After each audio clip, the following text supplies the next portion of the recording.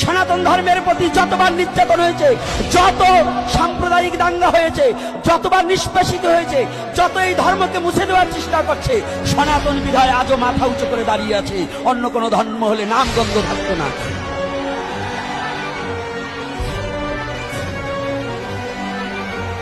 এটা সনাতন বিধায় এখনো মাথা উঁচু করে বেঁচে আছে।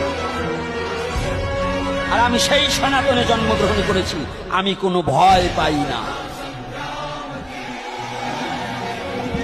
অন্যায়ের কাছে কখনো মাথা নত করব, মনে থাকবে তো? প্রজেক্টরেও যারা দেখছে তাদেরও বলছি, প্রজেক্টরে বসে যারা দেখছে তারা ওখানে বসে প্রতিজ্ঞাবদ্ধ হতে হবে, আমি সনাতনী, আমার জীবন সার্থক যে সনাতন ধর্মে আমার জন্মগ্রহণ হয়েছে, এতেই আমার আর কিচ্ছুর প্রয়োজন নেই। কোটি জন্মের সাধনার ফলে আমি সনাতন ধর্মে জন্মগ্রহণ করতে পেরেছি। কোটি জন্মের সাধনার ফলে।